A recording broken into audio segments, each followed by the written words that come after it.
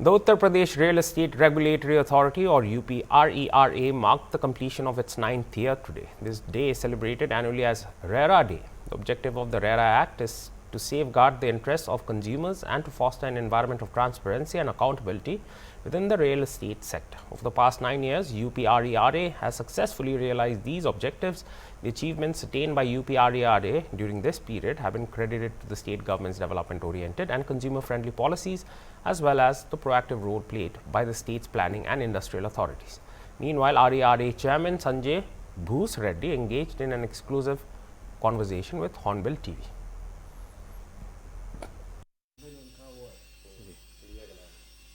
Chairman RERA Sanjay Boos Reddy ji हमारे साथ हैं। सर, आज रेरा को 9 साल पूरे हो गए, अब 10वां साल लग गया। इन 9 सालों में रेरा ने क्या कुछ नए अचीवमेंट जो थे जो हासिल किए हैं, और आगे की 9 साल बाद आगे की क्या चैलेंजेस हैं, किस तरह के रेरा और बेहतर काम करेगा? देखिए, रेरा उत्तर प्रदेश रेरा 1 मई 2017 से लगातार कार्य कर रहा है और 9 साल पूर्ण हुए। हर साल हम लोग प्रयास करते कि ज़्यादा से ज़्यादा प्रोजेक्ट्स रजिस्टर हो जाए।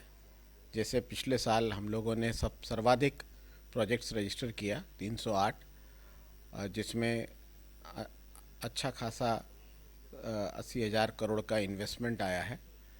और इस साल हम लोग प्रयास कर रहे हैं कि 400 से अधिक परियोजनाएं स्वीकृत हो जाए। हम लोगों ने पहले 1.0 पोर्टल स्टार्ट किया, जिसके हमारा पूरा रेरा पोर्टल के थ्रू ऑपरेट होता है, और अब उसका 1 जनवरी के आसपास हम लॉन्च करेंगे 2.0। तो लगातार रेरा पिछले 1 मई 2017 से डेवलप होते होते काफ़ी अच्छा कार्य किया। जैसे 60,000 मुकदमे रेरा में दायर किए गए और पूरे भारतवर्ष का 40% case load Uttar Pradesh RERA संभालता है, जिसमें 52,000 के करीब केसेस डिस्पोज ऑफ हो गए। तो ये एक अच्छा प्रतिशत है रेरा का डिस्पोजल का, और ये सब ई कोर्ट्स के माध्यम से होते हैं। हमारे यहाँ पेपरलेस है, किसी को भी हमारे यहाँ आना नहीं पड़ता है।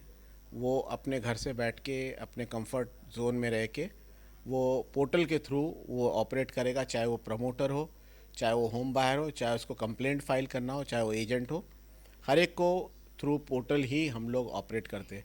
अब 2.0 जब आ जाएगा तो उसके बाद जो हमारे हितवत पक्ष है उनको और भी अच्छी सुविधा प्राप्त होगी। सर, सोशल नेटवर्क्स पे या सोशल साइट्स पे देखा जाता है, चाहे वो इंस्टाग्राम हो, चाहे वो फेसबुक हो, देखा जाता है तमाम ऐसे बिल्डर्स हैं जो इस तरह की वीडियोस बनाते हैं और कहते हैं ये रेरा से पास है, तमाम ऐसी चीज़ें हैं।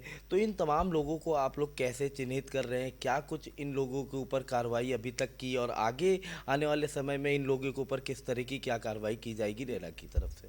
देखिए, अगर वो हमारे कानून का पालन करते हुए बोल रहे हैं तो हमें कोई दिक्कत नहीं है। अगर वो PRJ नंबर बता रहा है, URL बता रहा है, QR कोड बता रहा है, कलेक्शन अकाउंट का डिटेल्स दे रहा है, लॉन्च डेट दे रहा है, हम लोगों ने जो जो बातें बोली है उसमें दिक्कत नहीं है। भ्रमित या गलत ऐड दे रहा है या बिना ये सब जानकारियों के वो प्रचार प्रसार कर रहा है, तो उसको हम धारा 3 और रेड विथ सेक्शन 59 3/59 के तहत 3 रेड विथ 59 के तहत हम लोग नोटिस जारी करते हैं, और उनका स्पष्टीकरण लेकर अगर संतोषजनक नहीं होता है, जो 99-98% में वो लोग गलतियां करते हैं, तो उन पे शास्ति लगती है।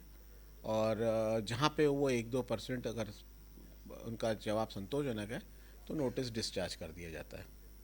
बहुत बहुत धन्यवाद। तो देखिए, ये रेरा के ये जो चेयरमैन हैं वो थे जिन्होंने साफ तौर से बताया कि जो लोग सोशल मीडिया के ज़रिए भ्रामक सूचना फैलाते हैं उनके खिलाफ कार्रवाई की जा रही है, और आने वाले समय में रेरा बेहतर से बेहतर काम करेगा। वीडियो जर्नलिस्ट अनिल के साथ मैं अबू तलहा, हॉर्नबिल TV, लखनऊ।